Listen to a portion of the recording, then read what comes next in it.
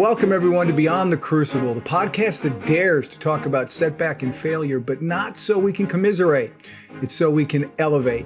I'm Gary Schneeberger, the co-host of the show, and our mission today is to offer you the hope that your Crucible experiences, those tragedies and challenges that you faced or are facing right now, don't define you. They refine you. They did not happen to you, they happened for you. And I don't know many people, if any, who know that better than the founder of Beyond the Crucible, the host of this program, and my friend, Warwick Fairfax. Warwick, we've got a great episode today because of the story and also because our guest is also a friend of mine. So this is going to be fun for me on a number of levels. It really will be. Very much looking forward to it. That guest listener who is a friend of mine and buckle in because he has a long bio and an accomplished bio. Tim Goeglein is our guest. He has promoted Christian values in politics for nearly 3 decades, from Indiana to the White House. Formerly a top aide to then President George W. Bush, Goeglein is currently the Vice President of External Relations at Focus on the Family, a Christian ministry and nonprofit organization, in addition to serving as a senior fellow at the King's College. Goeglein served as the special assistant to President George W. Bush from 2001 to 2008, following his service in Bush's first presidential campaign. As deputy director of the White House Office of Public Liaison, Goeglein was responsible for outreach to faith-based groups, veterans organizations, conservative think tanks, and more. He also played an integral role in the nominations of 2 conservative Supreme Court justices, Samuel Alito and John G. Roberts. Moreover, Goeglein advanced Bush's brand of compassionate conservatism by helping to establish the White House Office of Faith-Based and Community Initiatives. Goeglein studied at Indiana University's Ernie Pyle School of Journalism, where he was the Richard Gray Fellow in his senior year. During this time, Goeglein produced his own radio broadcast to 28 states. He also interned for NBC News and was hired as a producer for the local NBC affiliate after graduation. Goeglein holds honorary degrees from, bear with me, it's going to take me a while, Faith Evangelical College and Seminary in Tacoma, Washington, and from Concordia University in New York. He is the secretary of the Conditions for America Board, as well as a member of the board of the Young Americas Foundation, which owns and operates the Ronald Reagan Ranch in Santa Barbara, California. Previously, Goeglein was on the board of the American Conservative Union Foundation, the organization that hosts the Conservative Political Action Committee, also known as CPAC. And to me, the most important thing is indeed, for about 15 years, Tim has been my colleague and friend. So, Warwick, with that, I'll let you start the questions. Well, Tim, thanks so much for being here. Very much looking forward to our discussion. And obviously, we'll get to your work in the Bush White House and now Focus on the Family. But talk a bit about growing up in Indiana and kind of your early career. So what was life like for young Tim as you kind of grew up and then started your career before the Bush White House? Well, thank you for asking and for that wonderful introduction. And Warwick and Gary, it's great to be with you, and actually a great honor.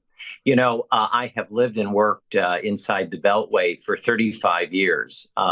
As Gary denoted, 10 years as a press secretary to U.S. Senator Dan Coates of Indiana, nearly 8 years as a special assistant to George W. Bush, and almost 15 years as one of the vice presidents at Focus on the Family. Said with humility and not with arrogance, I really am sort of like a potted plant. I was born and raised in Fort Wayne, Indiana, which I always refer to as the center of the universe.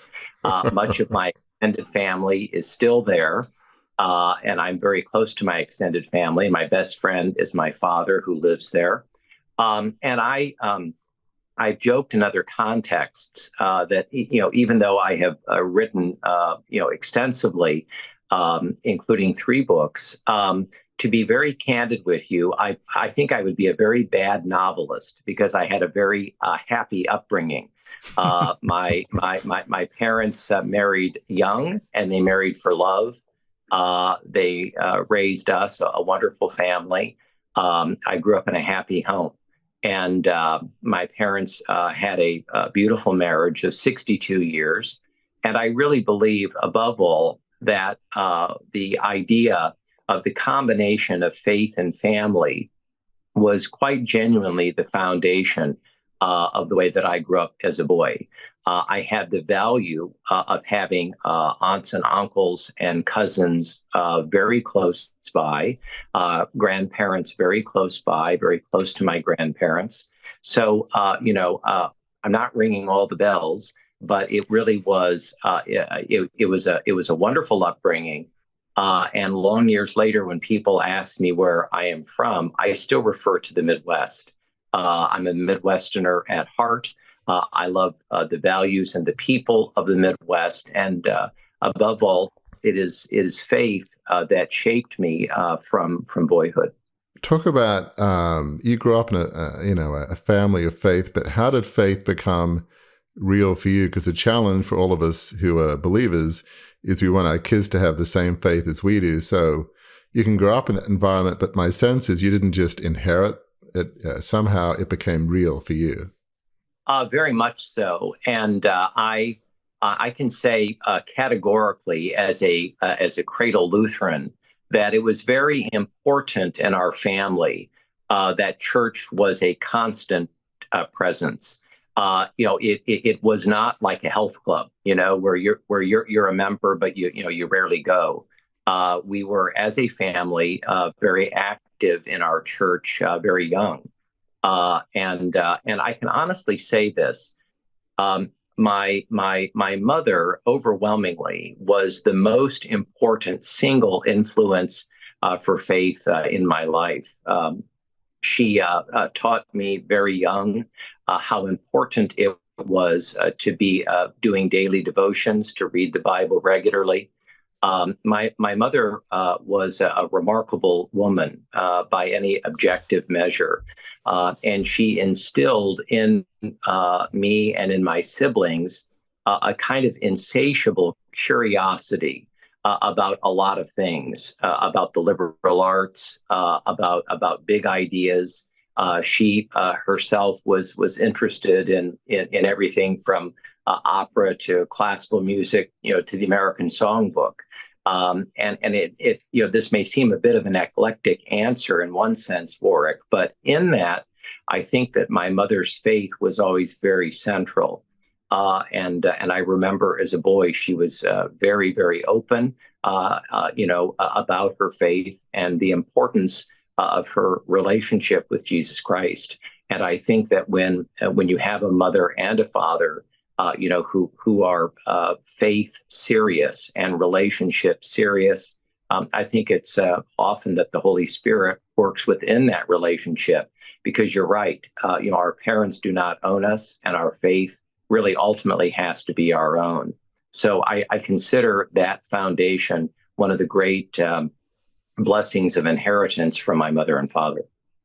And my guess is, growing up, faith wasn't just something that was espoused.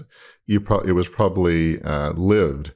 So, to me, character is, if you will, faith in action, faith lived out. And so you probably, I'm guessing, had parents in an environment where they didn't just say they had values and beliefs, they lived those. Would that be true? I think it's fair to say that I've done a number of conversations, dialogues in my life. I've never been asked that question. And you honor me by asking it, and I'm eager to, if I may, to give you the answer. Sure. If I live to be 1,000 years old, I don't think I will ever meet, other than my wonderful wife of nearly 32 years. I do not believe that I will ever meet two individuals who had greater character and greater integrity than my mother and father. They taught us from a very young age that your character and your integrity is the coin of the realm. That one of your great inheritances, is a good name. My paternal side of the family, the Goeglein family, has been a presence in Northeast Indiana since before the Civil War.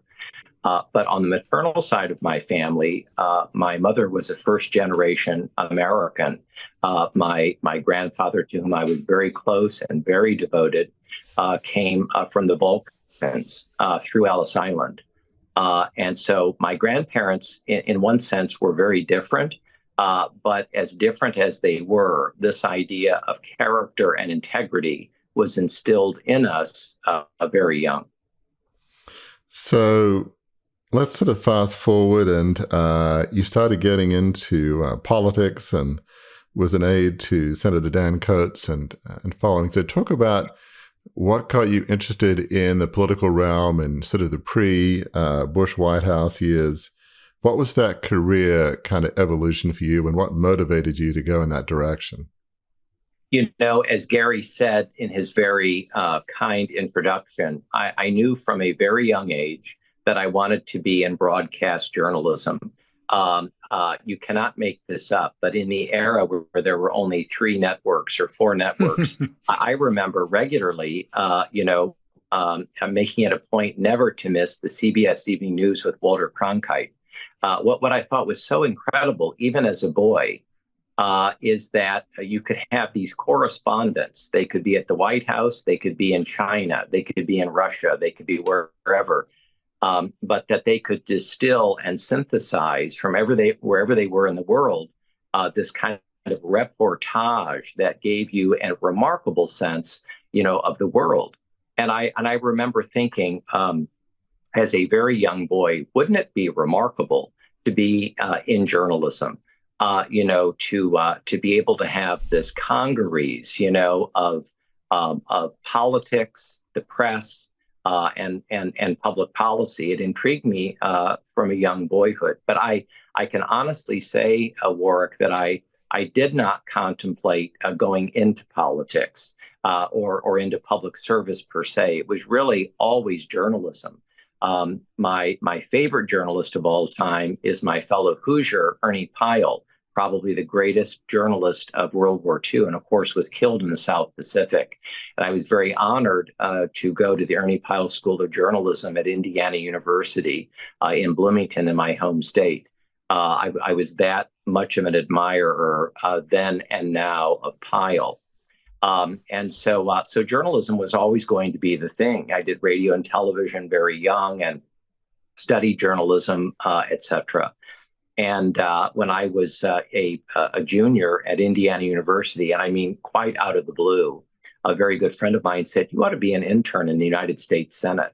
And I foolishly said, I don't think I'd like to do that. I'm more interested. She said, "You're making a big mistake." She said, "Go to Washington, have a summer, meet all these, young people who want to change the world. And in that," she said, "you might even meet a few journalists."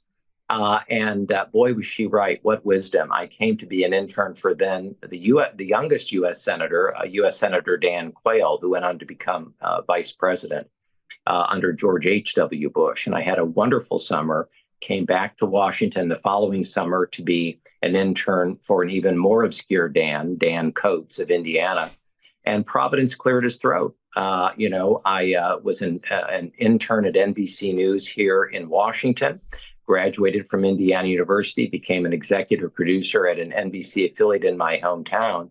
And lo and behold, a little over a year later, Dan Quayle became vice president. Dan Coates became the new U.S. Senator of Indiana. And he phoned me and asked me to be his deputy press secretary.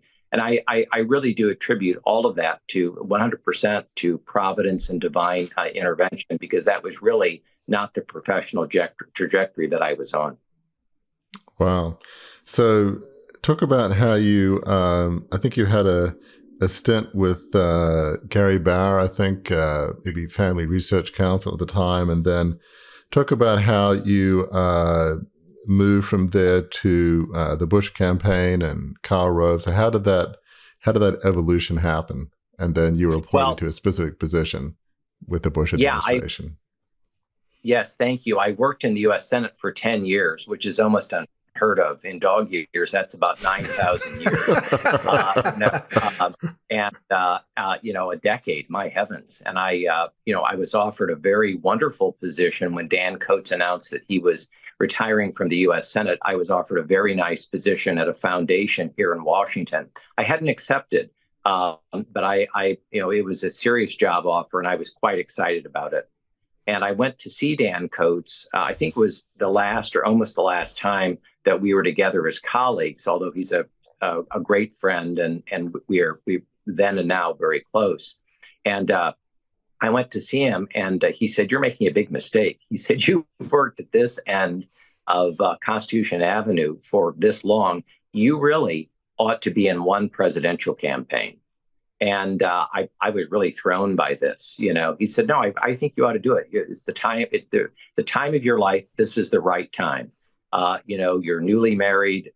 You don't have a ton of obligations. You've had a great tenure here in the Senate. This is the time." He was pretty demonstrative. And, lo and behold, again, divine intervention. A friend of mine was a consultant for Gary Bauer. And he came to me in almost the same time period.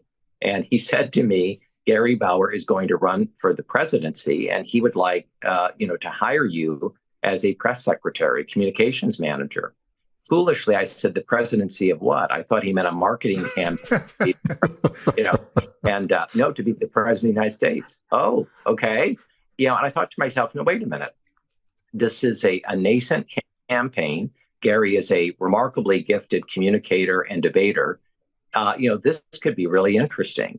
And because it's such a small campaign, they want to make me the communications manager. And, I really had, a great respect for Gary. We got to be quite good friends, and we remain very close friends. And so we had a rip-roaring good time. I mean, the Iowa caucuses, the New Hampshire primary. I had a chance to meet people from all the other campaigns. It was a fascinating year or year and a half in my life, and I would do it all again. It was really great. And when Gary decided not to go on to get out of the New Hampshire primary, the Bush campaign reached out and said, "We'd like to have you come work for Governor Bush." And so Jenny and I and our very young sons, 2 sons, moved to Austin, Texas, and joined the Bush campaign. Lo and behold, we got to Bush v. Gore. 36 days. Nobody knew who the president was. I was in Florida for 32 of those 36 days. Big night of sleep was 3 hours a night, 9 cities. What a roller coaster. And of course, the Supreme Court affirmed that George W. Bush had won the presidency. And I thought, now I'm done with politics. And, Karl Rove called me and he said, "The president would like to make you a special assistant to the president and the deputy director of the White House Office of Public Liaison." And I remember this weird pause after this telephone conversation, because I said to Karl, "You're going to have to tell me what that is, And Jenny and I prayed about it, and I accepted the position. And of course, it really did change our lives. And I can honestly say, if working in the Senate for a decade was 7,000 dog years, working in the White House for nearly 8 years is about 10,000 dog years. Those are long days and short nights, and we had young children. And if I never say it again in my life, I'm married to the most extraordinary woman who has sacrificed everything for me. I love her more today than ever. And what a remarkably dynamic time that was in the life of our family. So before we get to, I guess, one of the defining moments towards the end of the Bush presidency, my understanding is that Deputy Director of the Office of Public Liaison was sort of, you were Bush's right-hand person, if you will, for faith-based initiatives. So talk about just some of the highlights of your time there and the things that you really most passionate about and felt like were really rewarding and fulfilling. I was just with President Bush in Dallas. He's now 77. It's remarkable, because when I look back 23 years, it seems like yesterday, and then at another remove, Warwick, it seems like 5,000 light years ago, how much the country, the culture has changed. Working for George W. Bush was genuinely one of the signal blessings of my life, and being one of the deputies to Karl Rove, who was really, a remarkable then and now friend and colleague, and an incredible, architect, as he was called by President Bush, of the election and the reelection. had a major hand in policy and outreach, but he wanted me to be the person who was the main go-to person in the faith-based world for all the veterans, for about a third of the major cultural institutions in the country, the think tanks, the public policy groups. It was a remarkable portfolio. I had the blessing of working with three great directors of public liaison at the White House.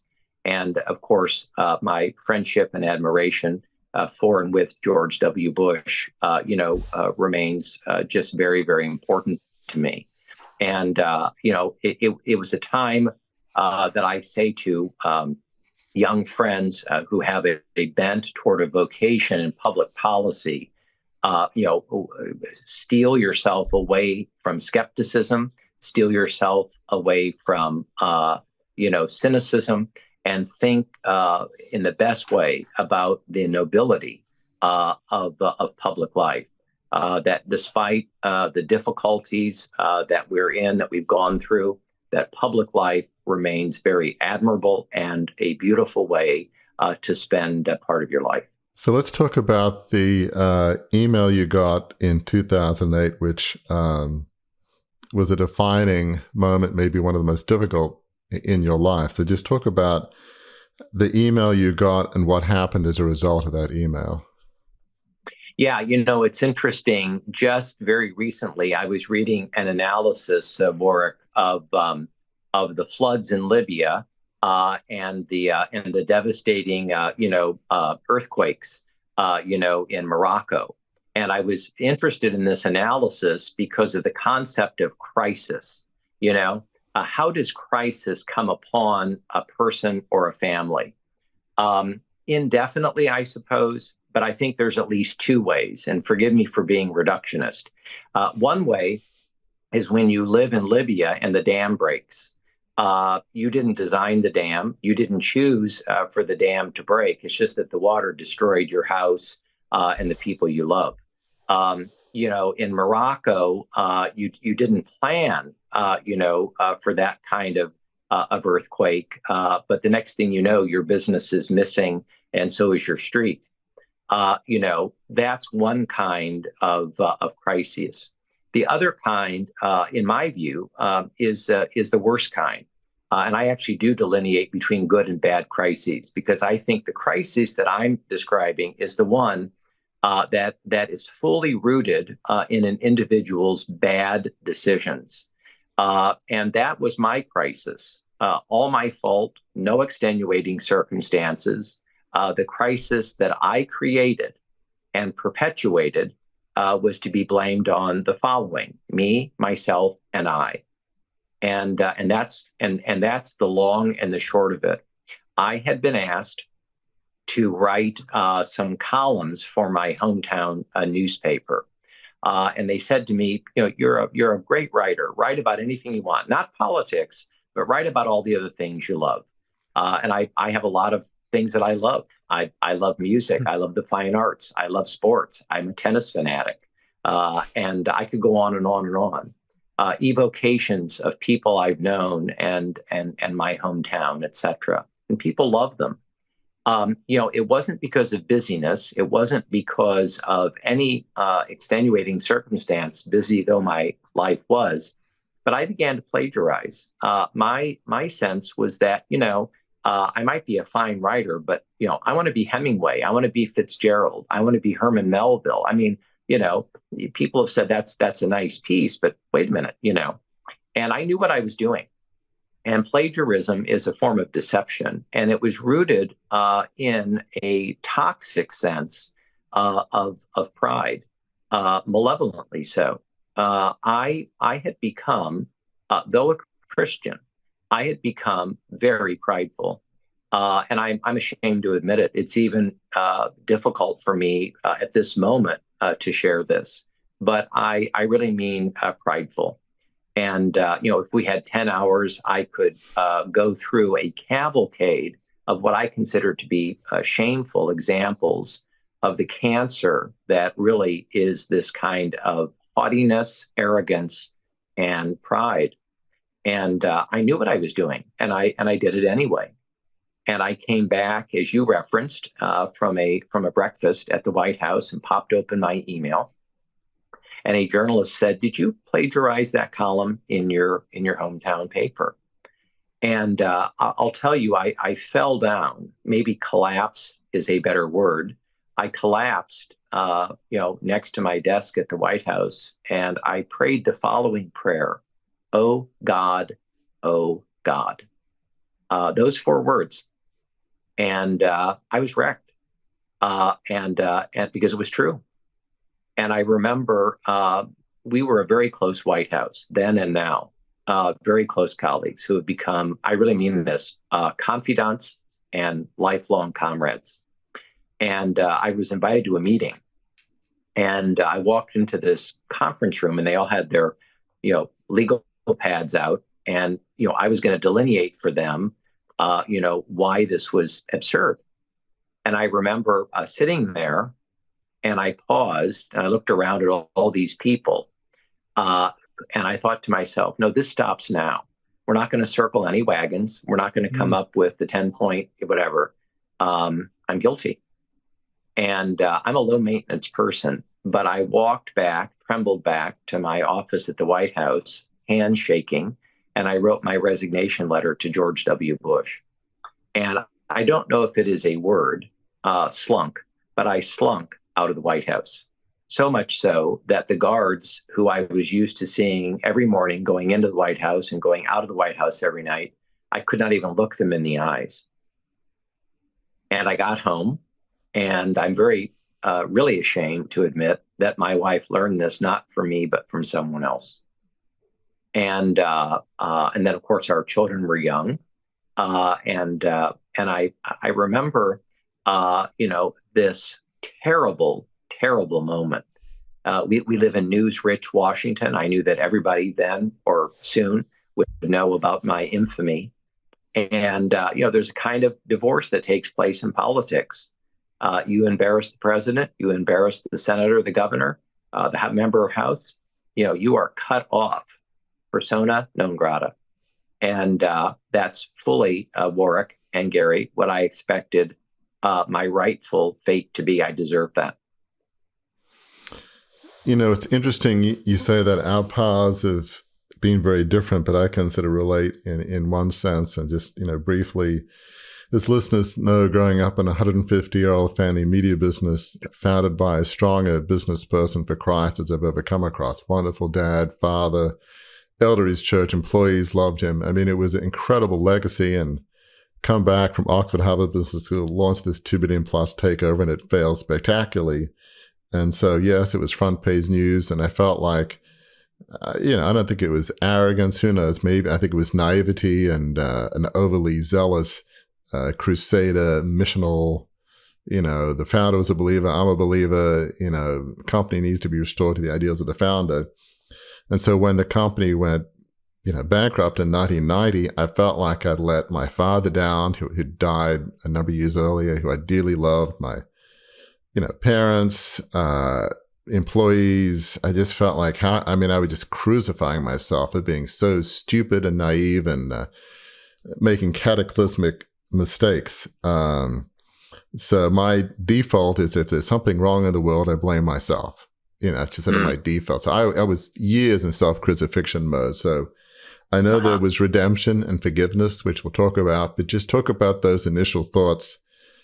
Were you in self-persecution mode? How did you handle what happened just personally and emotionally and spiritually?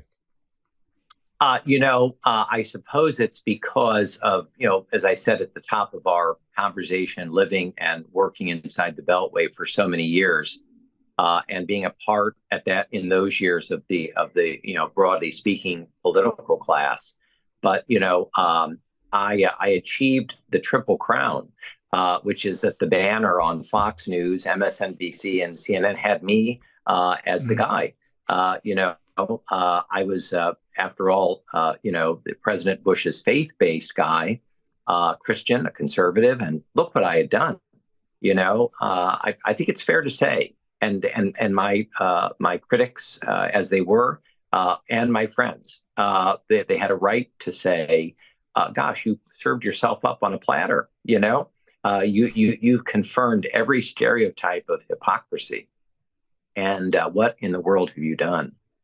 And I remember vividly, and again, this is painful, but I remember vividly coming into the White House after all this had happened, after my resignation, and I began to take the pictures off the wall and clean out my desk. And I'm not sure that I had spent my entire life looking for the perfect Christian. But as with all of us, I'm sure, men of faith, you love meeting people of great integrity, people whose body of ethics is granitic and unchanging, and you have this unwavering sense that you really met a person of great virtue. And I found that person actually in a reformed Jewish colleague who happened to be the chief of staff, Joshua Bolten. And he reached out to me on that day, my infamous day back at the White House. And he phoned me. And I thought, oh boy. And he said, how are you doing? And so forth. And he asked if I could come over and see the boss. And now, if it's good news at the White House, it's that the president would like to see you. But if it's bad news, if it's the woodshed, get ready to meet the boss. And I remember going over to the West Wing for a very brief meeting with Josh Bolten, who could not have been better. It's actually difficult in another sense to talk about this because his sense of empathy and sympathy was leagues deep. And then it was time for me to go see the president. And I expected, there to be kind of a cavalcade of staff to, really run through my public shame and sin. And I was, not prepared for it, but I knew it was coming. And I also knew that I deserved it. And I got to the Oval Office and there was no one there. And I heard the president say, "Tim, is that you? Please come in." And I thought to myself, this is going to be really bad.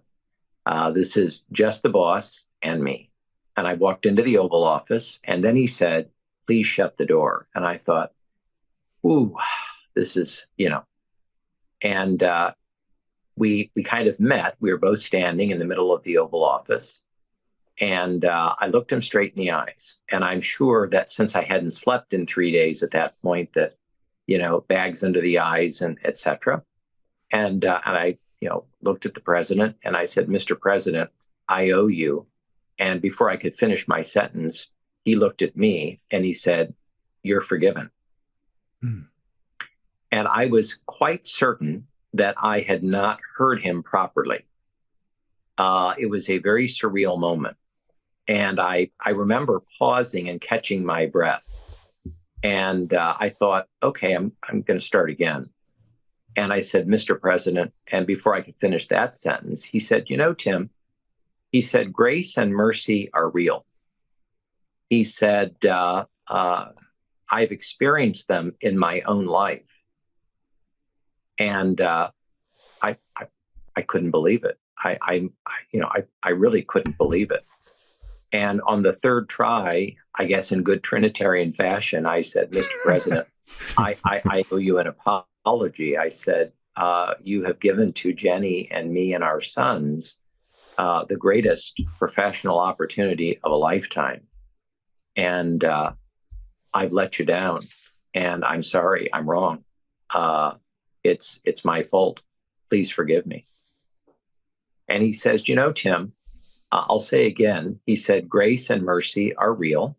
You're forgiven." And then in very good George W. Bush fashion, he said, "Now we can talk about all this if you'd like to, or we can talk about the last 8 years." He said, "We have been, through some very substantial things together."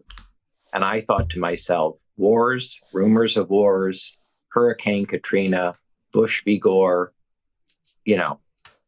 and then he said to me something equally amazing. He said, "Why don't you sit down?" sit down, you know, I mean, what, whether you're a person of the left, the right, the Democrat, the Republican, none of the above, all the above, this does not happen, right? This does not happen in the U.S. presidency. And he asked me to sit down in the chair of honor where the vice president sits during Oval Office meetings or heads of state or an honored guest, not an aide who has resigned after something like this. And we sat there and we spoke about the last 8 years, and we prayed together and stood up. And I remember looking around the Oval Office. And now I'd like to be very direct in answering both your last question and this one, if I can marry them together. I realized in that moment that I had violated every single thing that my parents and grandparents had taught me about character, about integrity, about a good name. And, I had a mixed emotion of grace and forgiveness and this profound sense of what have I done? And I was leaving the Oval Office, thought this was the last time I would see the president. And before I was barely out the door, he said, "Oh, and by the way, Tim, I want you to bring your wife and children here next week so that I can tell them what a wonderful husband and father you've been." And sure enough, he invited us to the Oval Office the following week. No mention of this then or now. We've become wonderful friends. He invited me back to the White House.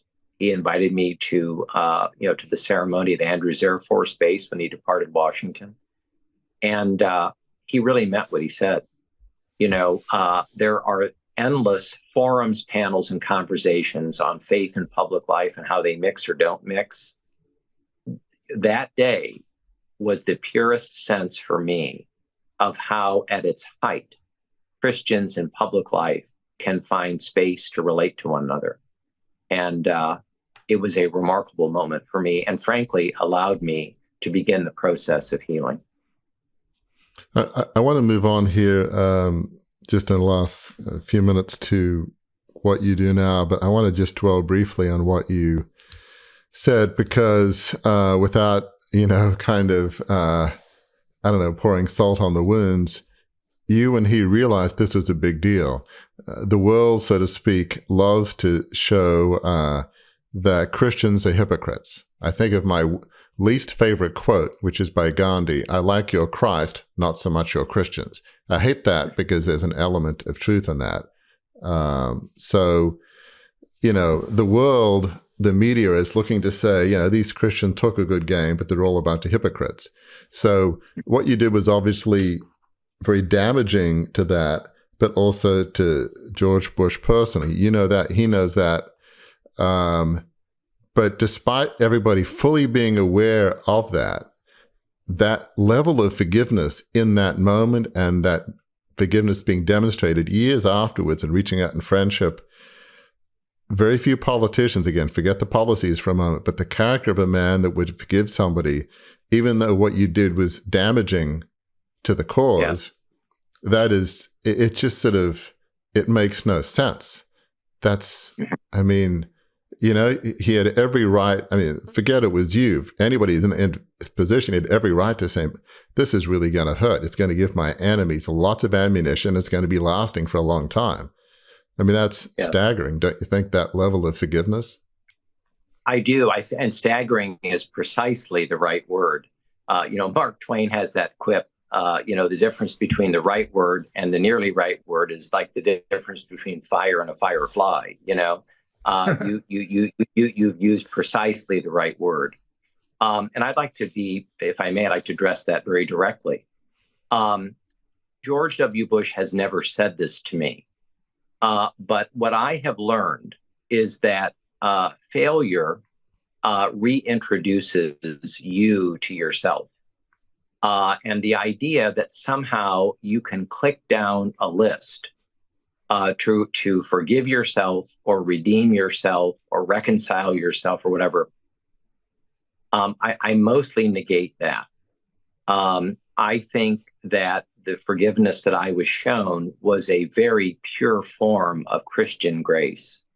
And as I said earlier, in holding up a mirror to myself and realizing that I had failed spectacularly because of my own actions, was for me an inflection point. And the question is, how does a person who also happens to be a Christian move forward? And I had the blessings and benefit of very close friends who came around me and could care less about former titles, about professional success, whatever. It just didn't matter, because Jesus doesn't care about all those things. They saw me as a really wounded brother in Christ, and they ministered to me in a rather remarkable way, as did my own pastor. And I will never forget that. So it's a combination of, I think, being honest about your failure, and then being very candid about how you want to move forward. And I think in the Christian life, it involves this deepening of a relationship with Jesus Christ, and the way that he uses the people around you. In my instance, my wife, my children, my family, those that I've shared with you, very important. I'm going to enter the conversation now, Tim, because I enter your story at this juncture of your story. Because what happens to you next, just to set the time frame of all this, the plagiarism incident was March 2008. That's when the newspapers and TV stations all blew up. And in in January 2009, you were hired by Focus on the Family as the vice president of external relations. I was also at the time a vice president of communications at Focus on the Family. And we were prepared, me as vice president of communications, were prepared that there would be some people that might, based on everything that we've talked about, question Focus on the Family. I want to read to you, in case you haven't remembered it, or it's been a while, what Jim Daly, the president of Focus on the Family then and still today, said in his statement to the press in announcing your hiring, because it speaks to exactly what you talked about, what you've talked about this whole show, that forgiveness is real, and that character matters. This is what Jim said about you. Tim has been forthright about his mistakes and humbly accepted the consequences of them. A pretty rare thing in Washington. He is a Christian, and being a Christian doesn't mean you're perfect. Only that there is grace and forgiveness when you confess your imperfections. Tim has done that, and we welcome him to our team enthusiastically. I don't know if you remember those words, but I do. As you hear those words now, how did this, we call them bounce backs here on Beyond the Crucible, right? There's your Crucible experience and your bounce back from that. How did that, being hired by Focus, Jim's outreach to you, what Jim just said there, how did that impact you and set you up for what you're doing now? Well, even as you reshare those really beautiful words, a person becomes, misty-eyed, and I remember it quite well. And I'll tell you, I'd love to again be very precise. I remember the statement, and as you may or may not remember, Gary, I had no idea that statement was being prepared. Right. In the best sense of Focus on the Family, it wasn't run by me. We're a Christian ministry, and this is what we believe.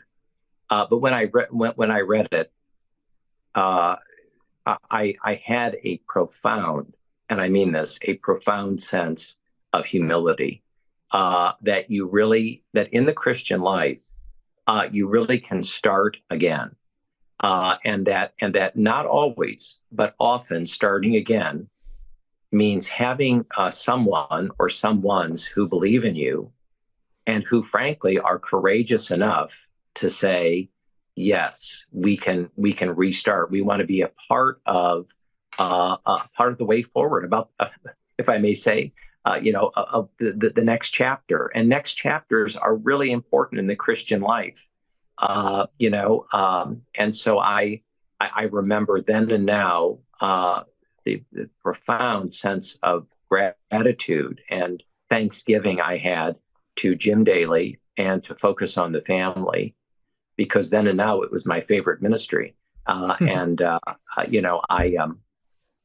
never forget those words. And of course, Jim Daly has become a great friend and a great colleague, and is actually, I believe this. I think he's the best of us, and I think that in a country of success and failure, it's wonderful to be associated with a ministry that demarcates grace and mercy at the center.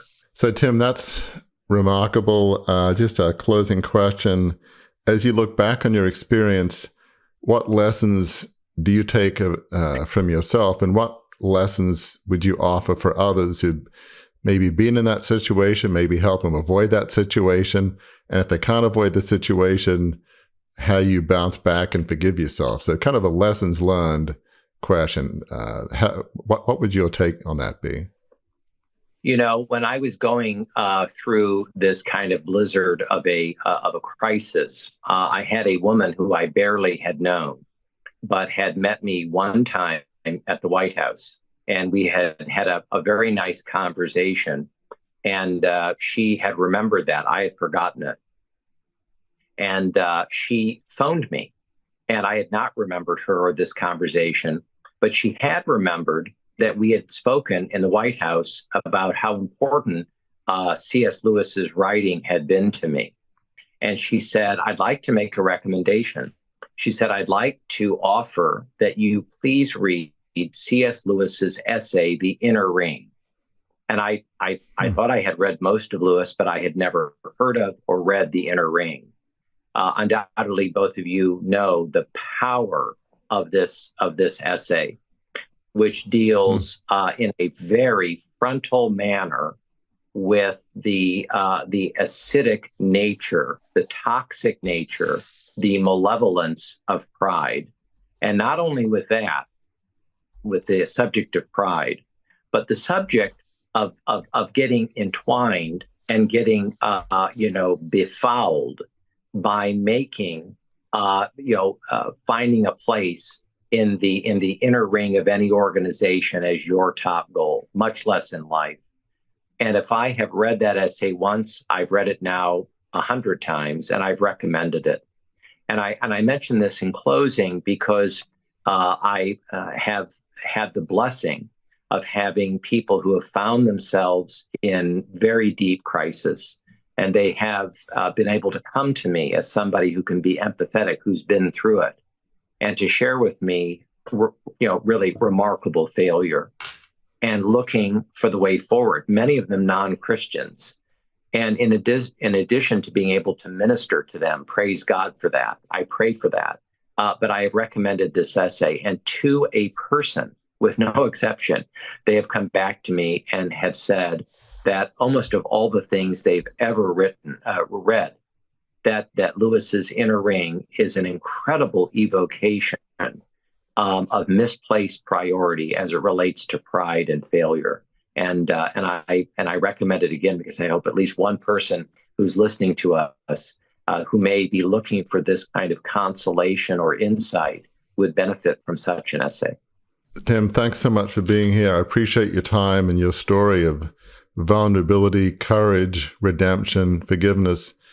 We're all imperfect. We all make mistakes. And just your model of contrition, redemption, forgiveness. We always say on Beyond the Crucible that your worst day doesn't have to define you. That day in 2008 was obviously your worst day, I would imagine. That day does not define you, and neither does my worst day. So just thank you for your courage and vulnerability and your story. Thanks so much for being here. Well, it's been a real blessing to be with you. Be of good cheer. And thank you so much for this. Because Tim is indeed in the Beltway, works in Washington for Focus on the Family, and goes to Senate and Congress and sees what's going on there, reports back to Focus, testifies sometimes. He is on a tight schedule, so he did not get the opportunity, listener, to tell you how you can find out more about the work that Focus on the Family does and what Tim does, and that is at the website focusonthefamily.com. So you can find out more about the organization and about Tim's work there by just kind of exploring the myriad things that are available on that website. But we want to thank you for spending time with us today. And we want you to know this, that your crucibles, we know they're painful. And Tim's really hit home, not just on the pain, but I hope you noticed he was talking about pain, and it's been some years, but he wasn't talking about it embarrassingly or dejectedly. He was talking about it on the other side. He was talking about it not as the man who, in his words, collapsed by his desk when the jig was up. He's talking about a man who has received and given himself forgiveness. And Warwick talks about it often on the show, the importance of forgiveness in moving beyond our crucibles, the forgiveness of others, forgiving others, and forgiving ourselves. So I hope that came through loud and clear in our conversation with Tim Goeglein. And I also hope that you realize, listener, that your own crucible experience does not define you. As Warwick says often, your worst day doesn't define you. It doesn't have to be your worst day forever, or that day doesn't have to continue to repeat itself. It's not the end of your story, your crucible. It can be the beginning of a fresh story, a new story. Tim described it himself. Warwick has described it on most episodes of this show. He's living it every day as the founder of Beyond the Crucible, that your crucible experience, when you learn the lessons from it, can become the start of a new chapter in your story. And that chapter can lead to the most rewarding place you'd ever want to go to, and that is to a life of significance. If you enjoyed this episode, learned something from it, we invite you to engage more deeply with those of us at Beyond the Crucible. Visit our website, beyondthecrucible.com, to explore a plethora of offerings to help you transform what's been broken into breakthrough. A great place to start? Our free online assessment, which will help you pinpoint where you are on your journey beyond your crucible and to chart a course forward. See you next week.